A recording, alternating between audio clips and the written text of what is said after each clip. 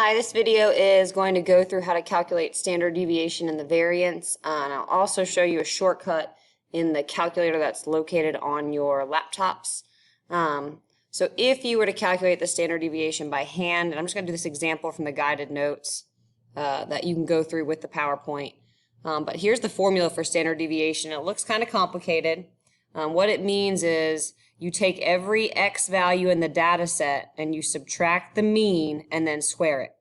And then you add that to the next value in the data set, subtract the mean and square it, and so on. So the shortened version of this formula, this capital sigma, that means sum. So that's telling me to add every x value minus the mean squared. After I add those up, I'm going to divide by n minus 1, where n is the number of data values in your set.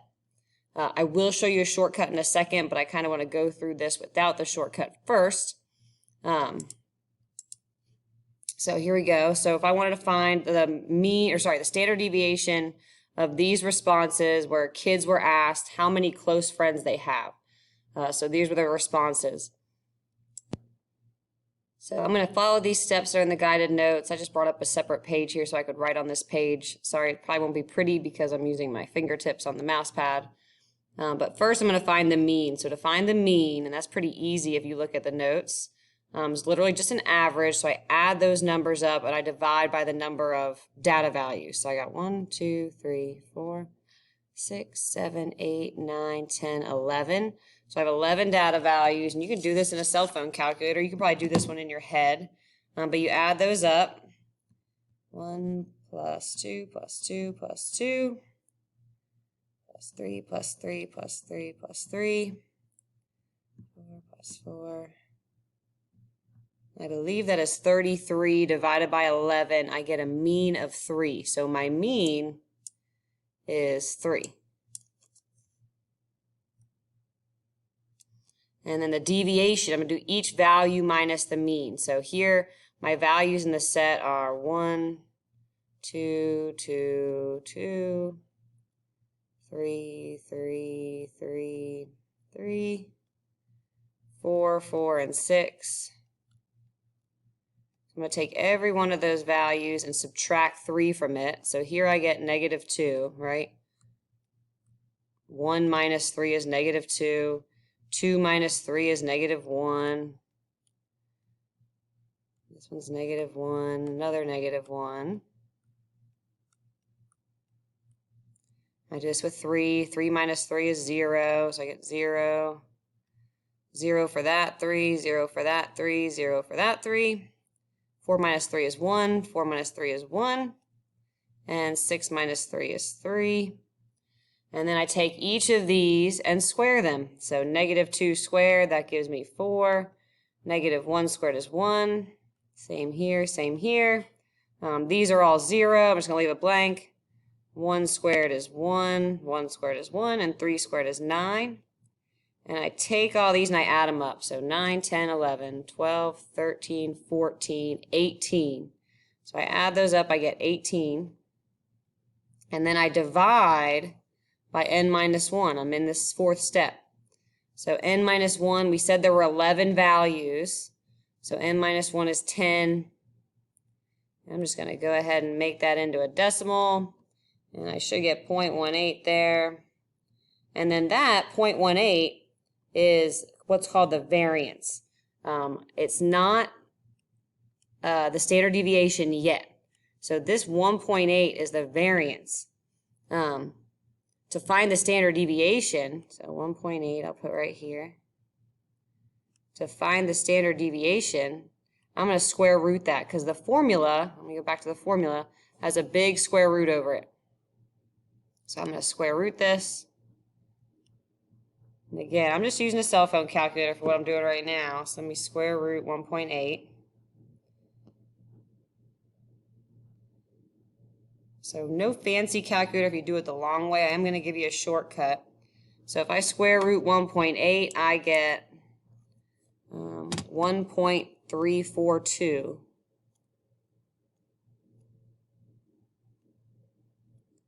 And that is my standard deviation. And standard deviation, as you should see from the notes, is really just an average distance from the mean.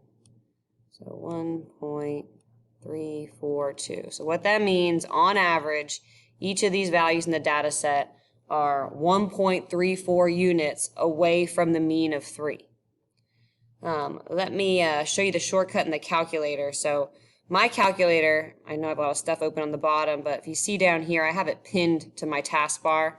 So when I click it, it opens up, and I have a TI-84 right here on my computer. Many of you may not have this right away, so what you'll have to do is in the search bar here, just search for TI-84. And I have a lot of TI-84 stuff, but your TI-84 should show up. I don't know exactly what it's going to look like on your computer, but I think if you search TI-84, it should show up. And then I think the other problem you may have is it'll show up like this. When you open it, let me see what it's called real quick.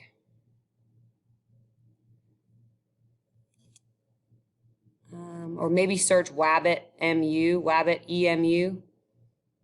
See if that finds it if you can't find it with TI-84. But they are on your computer.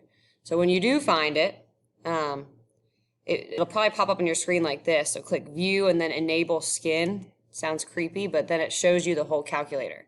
So now I'm going to take the shortcut here, and I'll show you in the 84, even though we have the Inspires. They work similar. So if you look at this 84 calculator on your laptop, there's a button that says Stat. That's everything you would need. So if you click Stat, and then I'm going to pick option 1, Edit, and I get a list and spreadsheet similar to like the Inspires that we use in class. I'm going to go ahead and enter this data. 4. So there's the data in the calculator.